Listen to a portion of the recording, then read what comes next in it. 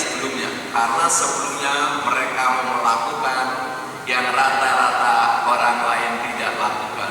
Mengapa mereka mau melakukan yang rata-rata orang lain tidak lakukan? Lihat sebelumnya, karena mereka melihat yang rata-rata orang lain tidak melihat. Itu rahasia berikutnya. Oke, kalau pertemuan yang pertama saya baru bicara di masjid ini, walaupun Bapak Ibu sebagian udah lupa, ya maklum ngajinya 3 bulan sekali, nggak apa-apa, saya lebih senang. Setahun sekali juga nggak apa-apa. Kira-kira yang udah lupa, soalnya materi lagi, jadi materi saya nggak habis-habis, kan gitu ya. Kalau sering-sering nanti tekor. Oke, tidak demikian. Baik, saya ulangi lagi. Pertemuan pertama saya ngomong ini, goal yang dicita-citakan setiap kita adalah menikmati yang rata-rata orang tidak nikmati, yang merupakan gambaran sukses begitu. Dan bagaimana untuk bisa menikmati yang rata-rata orang tidak nikmati? Pertemuan berikutnya kita harus melakukan yang rata-rata orang lain tidak lakukan. Bahkan ini di seminar di pelatihan kita di Bogor di Puncak waktu itu bersama orang-orang tua kita. Kemudian rahasia sekarang kemudian menemukan kenapa mereka orang-orang sukses termasuk Bilal, Abu Bakar dan orang-orang berikutnya termasuk urusan dunia melakukan yang rata-rata orang tidak lakukan, karena mereka sebelumnya melihat yang rata-rata orang tidak lihat. Bagaimana tuh bisa melihat yang rata-rata orang tidak lihat? Harus bening hatinya. Oke, mari kita uji. Ya, mari kita uji. Benar nggak? Gambaran bening seperti air tadi. Jernih, kalau air keruh tidak kelihatan di dasarnya ada apa. Tapi kalau air bening kelihatan, ya. Jadi kalau keruh nggak kelihatan, tapi kalau bening kelihatan di dasar air ada apa. Sama dengan orang yang bening hatinya. Saya uji kepada ibu-ibu rahimakumullah insyaallah. Bu, kalau ibu, maaf, sedang mengendarai kendaraan, tiba-tiba tidak sengaja tentunya orang menabrak pada motor baru juga. Apa yang terlihat kita? Orang itu menyenangkan apa menyebalkan? Sangat menyebalkan. Motor baru apalagi cicilannya belum selesai. Terus ketika kredit bohong sama suami, bilangnya bukan ini itu, padahal beli motor. Pokoknya pendek kata, orang yang menabrak motor kita, termasuk saya ketika belum belajar ini, melihat orang ini menyebalkan. Coba melihat orang yang bening hati. Alhamdulillah, motor saya kesenggol, ada peluang saya memaafkan dia, ada peluang saya untuk menahan marah. Berarti doa saya dikabul dong. Tadi malam saya minta agar dikasih rezeki, tadi malam saya minta agar dikasih jalan keluar. Ya, kalau anak saya lagi kuliah, suami saya lagi masalah di kantor, minta jalan keluar kepada Allah. Ini dia tiketnya. Bukankah ketika saya menahan marah dan memaafkan kesalahan orang lain ciri orang bertakwa? Bukankah setelah bertakwa Allah kasih jalan keluar? Saya lihat, begitu berpikir dengan kacamata bening hati, orang ini rahmat apa petaka buat kita? Alhamdulillah, kamu nyenggol deh. Kalau kita punya uang transport nggak? Ini untuk pulangnya. Karena bang, ada artinya motor saya rusak, tidak ada artinya uang saya kasihkan, karena insya Allah saya akan mendapat benefit dari Allah yang luar biasa. Saya tanya, sedikit apa banyak orang yang disenggol kemudian ngajak kenalan terus ngobrol? Itulah yang melakukan yang rata-rata orang lain tidak lakukan.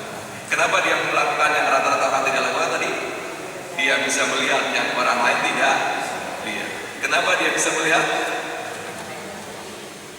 Setuju? Oke. Lihat. Kalau ada mahasiswa,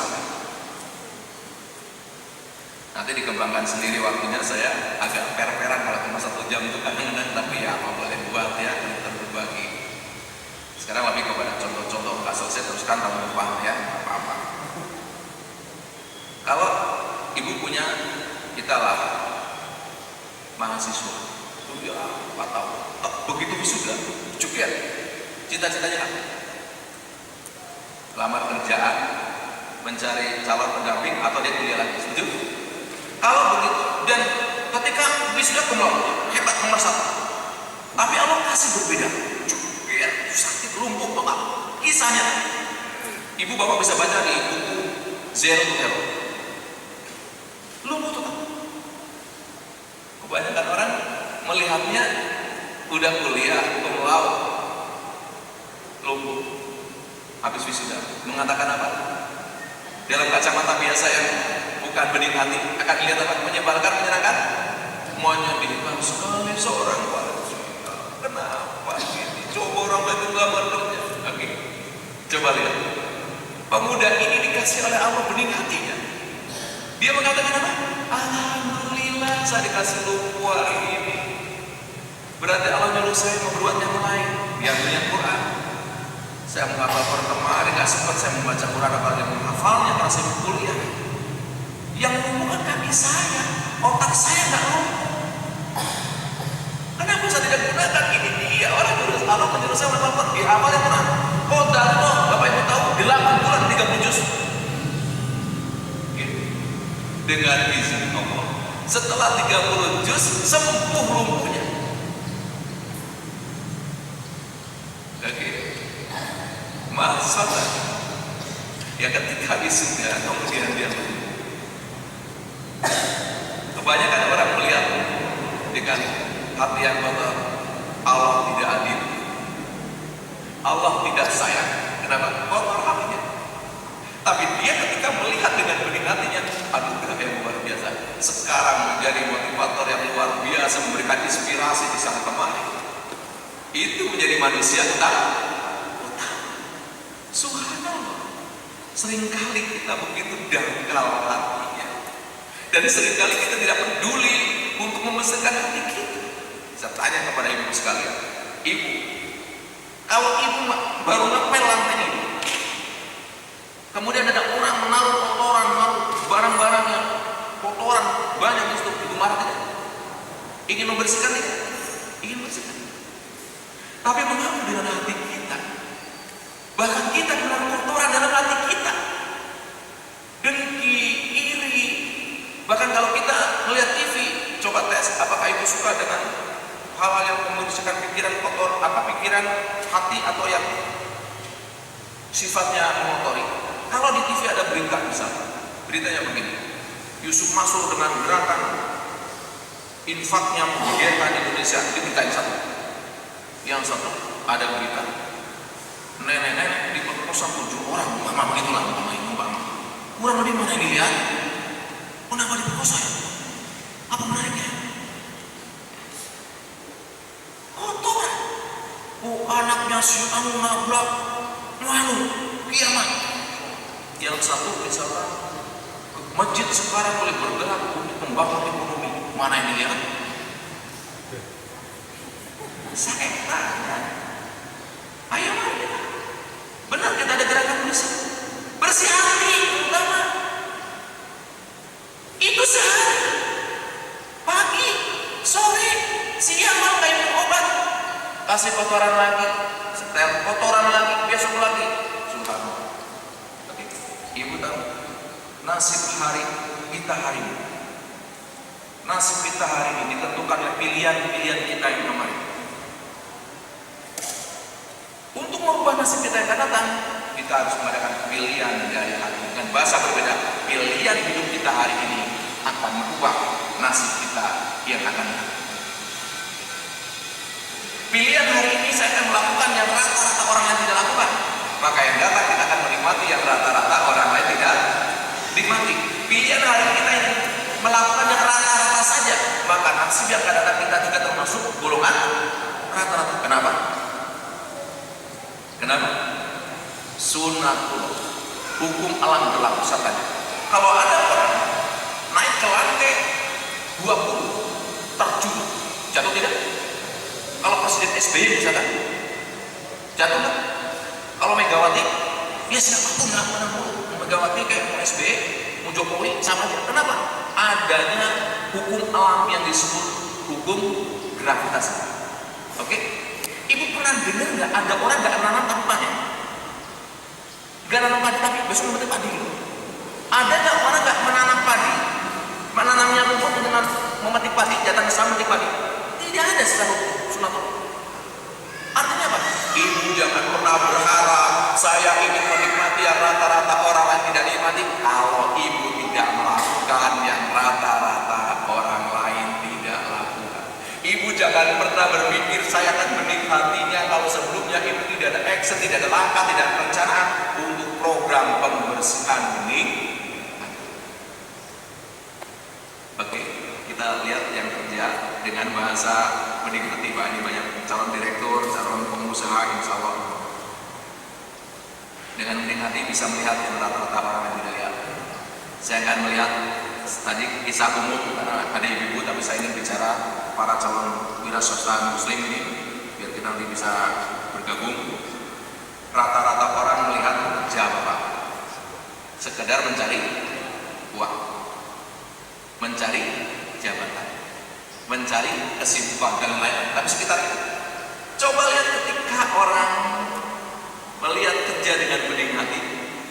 Coba lihat hari ini Bapak akan merasakan dahsyatnya luar biasa. Ternyata bagi orang bening hati, bekerja apapun adalah sebuah rahmat. Coba Bapak datang sekarang di posisi manapun, saya tidak harus menyebut Bapak karyawan, tugas Bapak, nggak penting buat saya. Apapun pekerjaan itu adalah rahmat. Mengapa?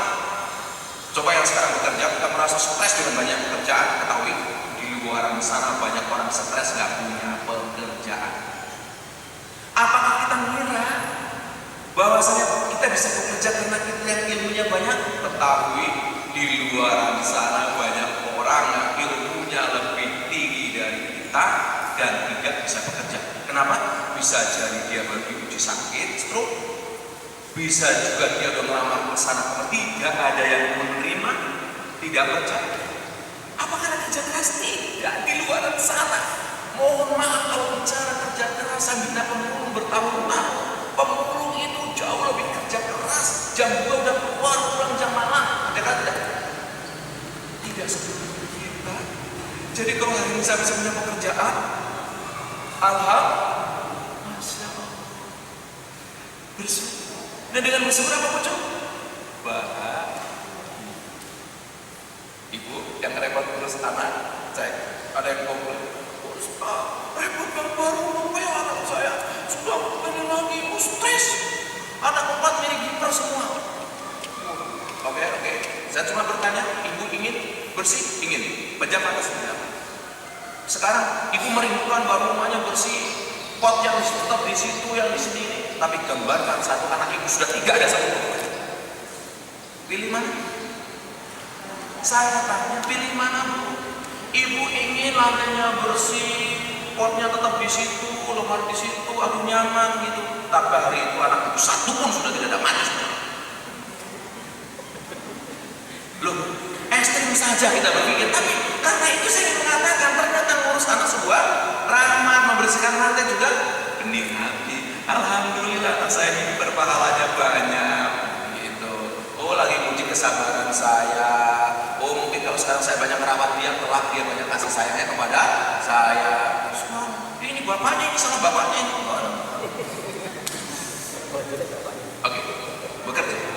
Ternyata bekerja sebuah rahmat. Hari ini siapapun bisa bahagia. Ayo dudukkan sejenak kita renung. Alhamdulillah, saya masih bisa mengajar. Mungkin secara materi saya tidak berapa, tapi subhanallah asbab saya orang bisa hafal Quran. Mungkin saya bisa mendapati pahala, tapi saya ngajar Quran mengalir. Alhamdulillah saya bisa ngepel lantai ini. Ya Allah, mudah-mudahan dengan ngepel ini tamu-tamu nyaman. Mungkin orang anggap pekerjaan saya, tapi Allah tidak, Allah tahu. Subhanallah, rahmat ternyata bekerja. Beda tidak dengan ketika bekerja hanya masalah uang? Kerja dari bagus, udah 7 tahun gak ada yang naik, bosnya yang kaya, bla bla bla bla. Emang berubah?